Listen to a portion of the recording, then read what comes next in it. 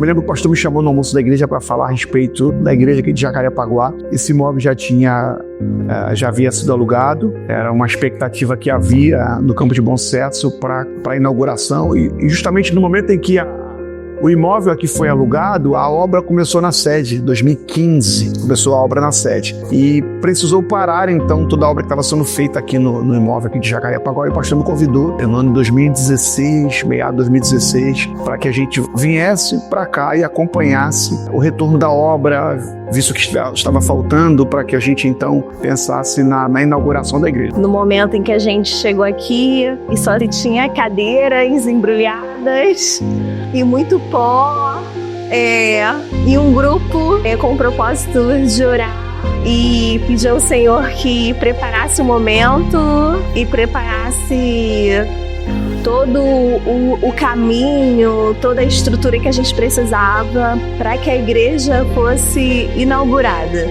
Só que a gente não tinha data, não tinha mês, horário, não se tinha nada, mas oração e fé de que a igreja seria aberta, de que esse propósito seria real, isso a gente tinha. E foi então que a gente começou então a, de fato, ver a questão do ar-condicionado, ver a questão das cadeiras, ver a questão dos banheiros, das salas, de fato, ver como é que se começaria a igreja aqui de Jacarepaguá. E esse foi o meu primeiro contato aqui, foi uma experiência espetacular. Eu me lembro que quando a gente começou com a obra aqui, havia aquela expectativa de quando começaria a igreja, então nasceu no meu coração um desejo de começar uma oração aqui às quintas-feiras, e nós começamos então a orar às quintas-feiras, com obra, com o imóvel todo sujo. Eu me lembro que a gente pegou um púlpito de madeira, aqueles bem antigos mesmo, de quando Daniel Berg e Gunnar Wing veio para o Brasil, e usamos esse altar para fazer os cultos, e no início ali da porta a gente começou então um trabalho de oração que durou aí 9 meses, para que então desse início a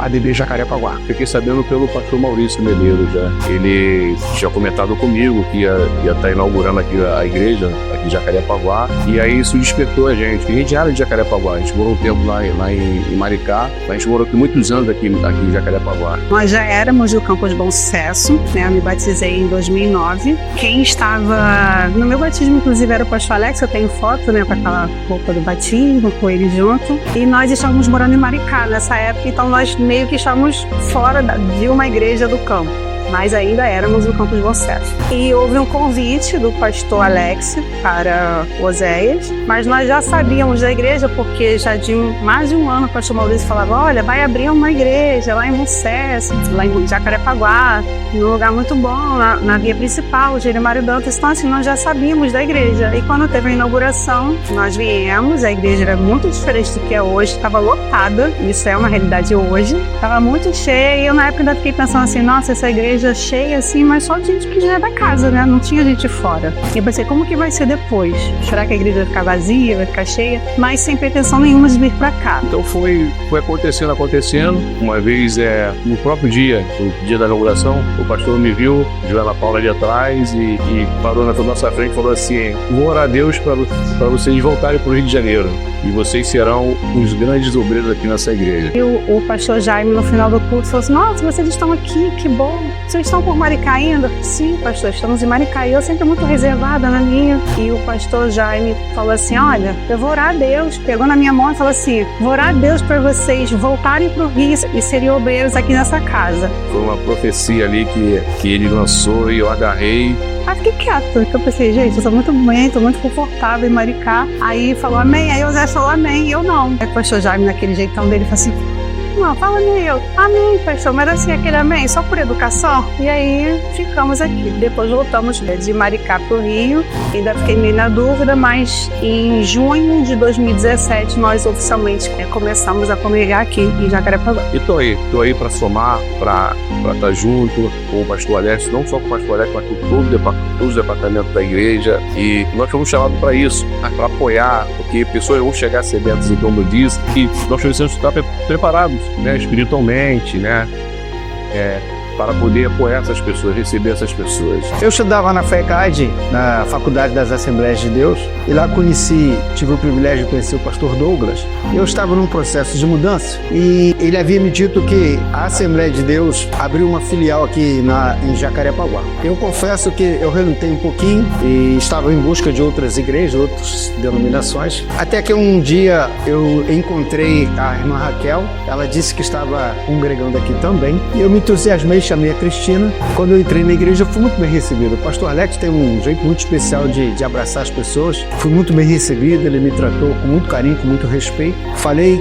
o motivo por que estava aqui, fui indicado pelo pastor Douglas e a Raquel, e foi um processo de muita aceitação, de muita recepção. E, na verdade, é uma igreja que recepciona muito bem. É uma igreja que abraça as pessoas e eu acho que é a identidade da igreja, é a recepção da igreja. É com muito carinho, com muito amor que as pessoas ficam ali na porta da igreja, recebendo, atendendo todas as pessoas e o abraço, o carinho, o olhar nos olhos é algo assim extraordinário. Viemos para fazer a primeira visita e fomos muito bem recebidos, e eu, como assembleana raiz, né, que gosto muito, já senti o fogo do Espírito Santo mover nesse lugar, e aí já não teve como mais sair daqui. E daqui eu não saí mais, daqui eu me identifiquei, estou até hoje, tive o privilégio de ser consagrado pastor aqui, cheguei aqui presbítero e tive o privilégio de ser consagrado pastor aqui nesta igreja. O maior desafio foi fazer com que a minha filha me acompanhasse, eu e minha esposa, obviamente. Ela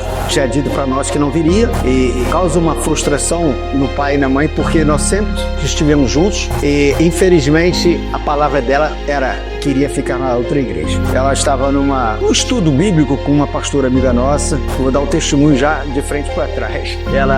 Deus falou com ela. Eu tive a grata surpresa de, no dia aí que fomos apresentados, ela subiu no púlpito conosco. E eu fiquei sem entender nada, porque quando nós fomos chamados, ela sobe junto. Foi algo assim extraordinário, algo assim inexplicável. E teve um processo de adaptação, porque minha filha lá era muito envolvida. Ela chegou aqui meio que perdida, acabavam os cultos, ela descia, ficava lá no carro trancada, e com isso começou a dificultar. Aí também tivemos o privilégio de conhecer a Nívia, e a Nívia acabou inserindo a minha filha aqui na igreja. Quando você fica muito tempo numa igreja, você conhece as pessoas, você se adapta com o ambiente, com tudo da igreja, né? E foi esse desafio, foi grande, fazer novas amizades, voltar a trabalhar, porque é uma coisa que eu gosto de fazer. E lá eu era muito envolvida, e chegar aqui e ficar parada no banco era muito estranho para mim, mas não fiquei muito tempo, obviamente, né? Com certeza eu voltei logo a trabalhar. Eu cheguei aqui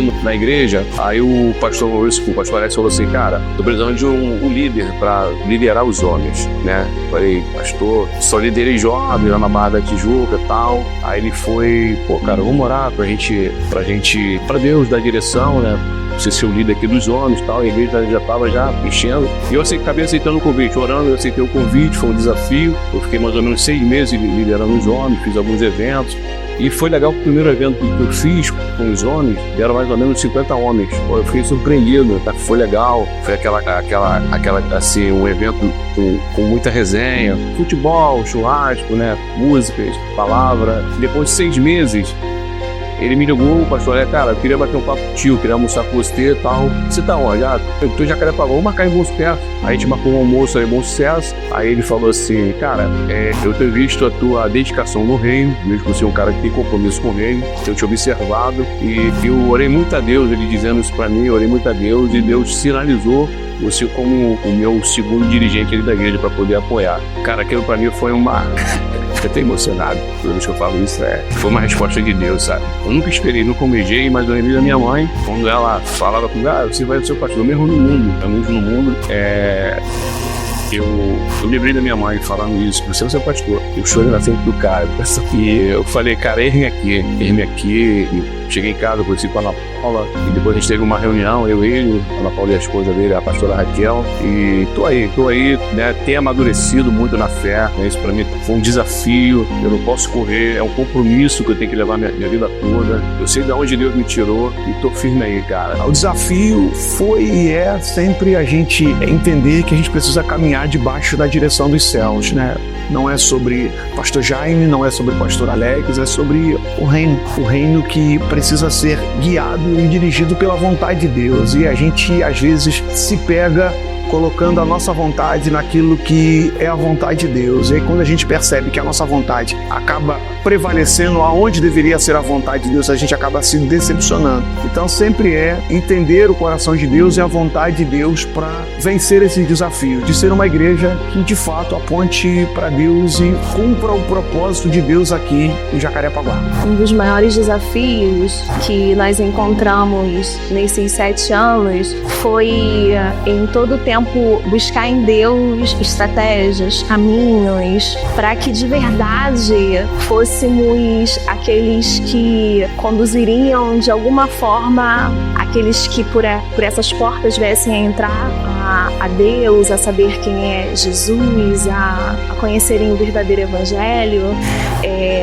Eu acredito que um dos maiores desafios realmente foi encontrar em Deus um caminho de acolhimento, de receber, de realmente fazer a diferença, né? Porque quando nós viemos para Jacarepaguá, Alex sempre teve no coração dele não sermos somente um ponto de igreja, né? Não sermos somente um lugar em que as pessoas viriam para assistir um culto, mas realmente fazer a diferença. O desafio foi, assim, observando, foi a igreja crescendo, a igreja, os cultos lotados, as pessoas chegando e pensando como é que o que a gente vai fazer, né? As pessoas chegando, cada culto da igreja lotada. Mas Deus foi dando estratégias, o nosso pastor Alex, e conseguiu expandir a igreja. Eu acho que para mim o maior desafio foi no período da pandemia, que nós tivemos que ficar com a igreja fechada, como todos os lugares, né, fechados, mas a gente não deixou de levar a palavra, o louvor para as pessoas da igreja. Então montava assim um pequeno estúdio aqui, pequeno mesmo, porque a gente não tinha estrutura nenhuma ainda, era tudo muito novo. Eu acho que a gravação ainda era feita pelo celular, um tripé ali, então assim, a gente contava com os voluntários que entendiam dessa parte, né? E tinha um momento de louvor, o momento da palavra, era uma coisa assim muito reduzida, eram pouquíssimas pessoas, a gente precisava fazer a questão do distanciamento social que tinha, né? No final a gente se abraçava, era assim, a gente fazia esse distanciamento social na medida do possível. E a gente foi levando, né, o evangelho também para as pessoas que estavam em casa. E depois disso a igreja voltou ao normal do que era, veio mais forte ainda do que era. E depois teve a questão da obra, porque a gente tinha um altar que era bem reduzido, a gente tinha um banheiro que era o acesso direto ao templo, né? Então, assim, eram coisas que a gente precisava fazer aqui. E aí, esse foi um desafio muito grande, porque a gente tinha os adolescentes que ficavam no altar, quando a igreja ficava cheia, o que não é muito diferente de hoje. Continua sendo. Vocês forem, a gente pede os adolescentes para virem aqui para o altar para poder ajudar. Mas aí, aqui atrás, que hoje é um espaço bem reduzido, mas atrás tinha a salinha das crianças, então na hora do louvor não era muito legal para as crianças ali atrás, porque tinha o berçário. Então assim, se o berçário, a intenção era ter os bebês lá embaixo, aqui atrás não ficava muito legal. Então eu acho que o maior desafio foi isso, a gente ter uma visão de expandir, de aumentar um pouco a igreja, e logo depois teve a loucura que o pastor Alex fez de fazer uma grande obra. A obra foi algo assim grandioso. Confesso que eu fiquei muito preocupado, porque o pastor Alex startou tudo de uma vez. Ele começou a mexer em tudo de uma vez. Eu falei assim, meu Deus, vai dar ruim esse negócio, porque era muita loucura. Mas esse dar ruim, digo eu, não Senhor, acho que faltou fé, porque com mesmo esse envolvimento, todos os departamentos em cima e embaixo, o pastor Alex teve mais fé do que eu. E graças a Deus a obra foi muito bem sucedida e podemos hoje saborear, usufruir desse tempo tão grandioso que ficou para nós que congregamos aqui na ADBJPA. Alex sempre teve essa característica, né, de quebrar, de fazer obras, de melhorar. Ele sempre fez, sempre em congregações por onde nós passamos, ele sempre fez isso, ele sempre fez obra, ele sempre procurou melhorar e sempre ampliou e sempre quebrava a salinha e jogava para trás e jogava para frente. E quando a gente veio para Jacarepaguá e esse processo começou, e ele me mostrava os projetos, ele me mostrava aquilo que ele estava gerando no coração. Eu confesso que em alguns momentos eu ficava assim, meu Deus, como é que a gente vai fazer isso? Como? Não sei. Mas Deus, ele faz além do que a gente visualiza.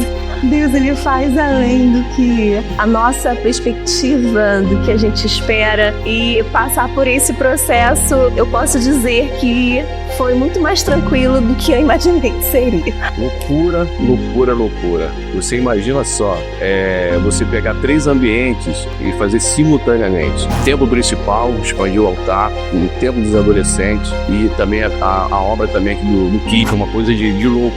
Mas Deus foi dando visão, foi dando uma estratégia ao nosso pastor Alex. Hoje, graças a Deus, está quase tudo concluído. Como eu falei, eu gosto de trabalhar e logo de início eu tive uma grande ideia de fazer um almoço para contribuir com a obra, e foi um almoço que nós fizemos para mais de 300 pessoas e nós vendemos esses convites e arrecadamos um bom valor para contribuir com essa obra. E foi maravilhoso poder ver o crescimento da igreja, ver novas pessoas chegando, ver o conforto que a igreja podia oferecer. Então foi desafiador, mas foi grandioso ver a igreja crescer e somar com o reino do Senhor aqui na terra. A obra. A gente tem um pastor que ele é visionário, ele é ousado e ele quis fazer tudo ao mesmo tempo. E quando eu vi aquilo, eu pensei, meu Deus, o pastor Alex, ele tá enlouquecendo, né? Porque lá embaixo, para quem não conheceu, era terrível, era um lugar abandonado, era uma fábrica de bijuteria que era do dono do imóvel e ele quis fazer a obra lá. E assim, como que vai ser? E foi difícil, mas foi. Tiveram muitos mutirões aqui, teve muito caminhão de entulho que saiu, muitos homens vieram para cá passar o sábado aqui, abdicando da família para poder estar junto aqui, apoiando. Lá em cima, o terraço, as pessoas traziam coisas de casa, achava que a igreja era depósito. Então lá em cima era uma bagunça, era muito bagunçado lá em cima. E hoje veio como que é lá em cima, assim, para mim é uma vitória aquilo, entendeu? E nós estamos felizes com o que nós já conquistamos, ainda temos muito o que conquistar. E tem o pessoal da mídia que diz assim, e toda hora chega assim, então, a gente pensou em alguma coisa assim, a gente pensou em alguma coisa assim, então isso ainda faz parte da obra da igreja, né? E evoluímos, estamos aí. É desafiador porque a obra não é feita por uma pessoa, não é feita de uma pessoa, é feita de corações que entendem que essa obra ela é de Deus e ela não pode parar. E aí a gente fica numa expectativa da provisão, porque a gente gera no coração desejo de ampliar, de ter uma igreja que glorifica o Senhor, mas a gente olha para o caixa, olha para os recursos e sabe que a provisão de fato vem do Senhor e Deus foi provendo e é provedor todos os dias dessa obra. Eu me lembro de chegar aqui na obra da igreja, eu preciso contar essa experiência. Quando a gente veio para cá, o aluguel aqui era um valor de 17 mil reais. Nós começamos aqui a igreja sabendo que no próximo mês teríamos um aluguel de 17 mil. E entrou aqui um senhor, e depois que eu fui descobrir que era esse senhor, e no primeiro mês entrou um cheque de 17 mil reais. E eu fiquei, como é que pode isso? O tesoureiro na época me procurou, pastor, entrou um dízimo aqui de 17 mil. E eu nunca tinha visto um dízimo assim, naquele valor tão alto, e foi surpreendente. E no segundo mês, um outro dízimo de 17 mil. E tinha o nome de uma pessoa lá que eu não sabia quem era. No terceiro mês, um outro cheque de 17 mil. No 4º mês, um outro cheque de 17 mil. E foi um dia que eu tô lá na porta da igreja, passou um senhor por mim e eu cumprimentei ele e falei, o senhor tem vindo aqui na igreja, a gente nunca conversou, ele precisa fazer um gabinete, bater um papo. Qual o nome? Quando ele falou o nome, eu falei, eu tava ali procurando, porque eu vejo o seu dízimo aqui. E aí ele foi e me contou a história. Ele contou que passou na porta da igreja no dia da inauguração e ele havia saído de uma empresa que ele trabalhou há anos e ele recebeu uma indenização muito alta e ele colocou no coração de que ele queria dar um dízimo numa igreja, só que eu não sabia onde. E quando ele entrou aqui, ele viu, não sei se foi eu falando, alguém falando que o dízimo que o aluguel era 17 mil e ele então viu o valor do dízimo dele, dividiu em 4 e viu que realmente era o valor do dízimo dele. Foi 4 meses dessa igreja e 4 meses ele foi o supridor do aluguel dessa obra. Então é mostrando que a obra de fato e de verdade é de Deus e quem cuida dela é o Senhor. Eu espero nos próximos anos que a mídia não sufoque. O meu coração arde assim de forma tremenda para os próximos anos. Eu creio de uma forma assim tremenda que Deus vai fazer algo extraordinário. E não é porque eu estou aqui, não é porque o pastor Alex está aqui, não é por causa disso, é por causa do Espírito Santo de Deus. Eu acho não. Quem acha não tem certeza, já dizia o grande Enéas. Eu tenho certeza, eu tenho fé no meu coração que vai acontecer um mover aqui extraordinário. A igreja ADB-JPA, ela não é mais uma, ela não é melhor do que ninguém, digo isso. Mas ela é diferenciada, ela tem algo assim que quem entra tem o prazer e o privilégio de saborear o poder de Deus. E eu espero em Deus que grandes coisas vai fazer o Senhor neste lugar para a glória dele. Eu espero que nos próximos anos haja um crescimento, não só no que se refere à igreja, né, às estruturas, porque isso é pequeno demais, mas eu espero que haja um crescimento em fé, haja um crescimento em amor, haja um crescimento em acolhimento. Eu espero que a igreja ADB-JPA em Jacarepaguá se expanda, né, se é essa palavra, venha se expandir para muito mais para fora dessas paredes do que dentro delas. Essa é a minha perspectiva. Crescimento abundante debaixo da graça e da direção do Senhor Jesus. Crescimento no templo, crescimento espiritual, crescimento ministerial. Eu acho que essa é a função da igreja aqui na Terra, é o crescimento, é fazer um ID, independente de estarmos aqui dentro ou lá fora, mas nós temos que fazer o ID e trazer pessoas para o reino do Senhor. A igreja cada vez mais crescer, né? A gente tem recebido bastante visitantes, as pessoas estão sedentas, Jesus está voltando, né? E eu vejo esse local aqui, a ADB Jacarepaguá, ainda é um local pequeno, fala um espaço físico pequeno, porque Deus vai ganhar muitas pessoas. O esperado dos próximos anos é que a gente seja uma igreja de verdade, que pregue a verdade do reino, que a gente não se corrompa e que a gente carregue a mensagem da cruz. Que a gente pregue a mensagem que Daniel Berg Gunaving começou há centenas de anos atrás, ou melhor, há mais de 100 anos atrás. Jesus salva, Jesus cura, Jesus liberta, batiza com o Espírito Santo e leva para o céu. A mensagem de Jacarepaguá precisa e deve ser essa. A minha oração é que a gente não se venda, que a gente não se corrompa, que a gente não vire uma igreja de negócios, mas que a gente seja uma igreja de Jesus para os próximos anos, para as próximas gerações. Continue falando do amor de Cristo, confrontando o pecado, amando o pecador e falando que Jesus está voltando. Eu creio que nós vamos ainda para um lugar maior do que nós estamos, porque esse lugar já ficou pequeno, porque Deus tem enviado pessoas. Nós temos aqui grupos de pessoas que são muito comprometidos com o reino.